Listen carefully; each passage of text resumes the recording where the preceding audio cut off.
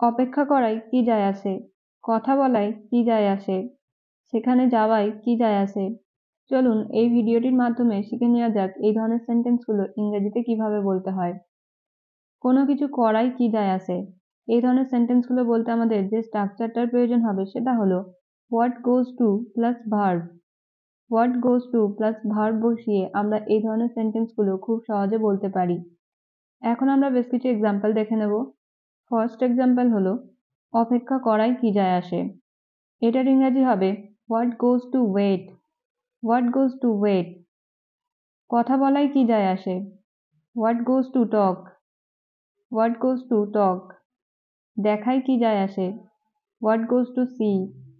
What goes to see. সেখানে যাওয়ায় কি যায় আসে, what goes to go there. What goes to go there. ইংরাজি বলায় কি যায় আসে, what goes to speak English. What goes to speak English.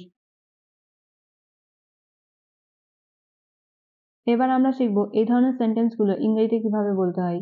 যেমন সেখানে যাওয়ায় কি সমস্যা, তাকে জিজ্ঞাসা করায় কি সমস্যা, এখানে আসায় কি সমস্যা।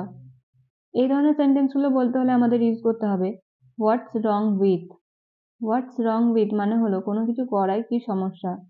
কমপ্লিট স্ট্রাকচার হবে what's wrong with plus pronoun plus other words. তো চলুন এক্সাম্পল দেখা যাক। ফার্স্ট হলো সমস্যা কি তোমার, এটার ইংরেজি হবে what's wrong with you. What's wrong with you. সেখানে যাওয়ায় কি সমস্যা, এটার ইংরেজি হবে হোয়াটস রং উইথ গোয়িং দেয়ার।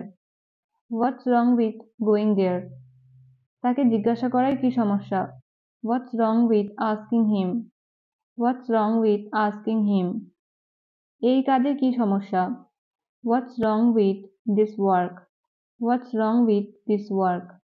এখানে আসায় কি সমস্যা, what's wrong with coming here. What's wrong with coming here. এই দুটো যে স্ট্রাকচার আমরা শিখলাম এই ভিডিওতে, এই দুটো স্ট্রাকচার থেকে আপনাদের প্র্যাকটিসের জন্য দুটো সেন্টেন্স রইল। নাম্বার 1, সত্যি বলায় কি যায় আসে। অ্যান্ড নাম্বার 2, এটা কেনায় কি সমস্যা। এই দুটো সেন্টেন্সের বাংলা থেকে ইংরেজি ট্রান্সলেশন কি হবে আপনারা কমেন্টে জানাবেন। আবার একটা নতুন ভিডিওর সাথে দেখা হবে। Till then stay happy and keep learning.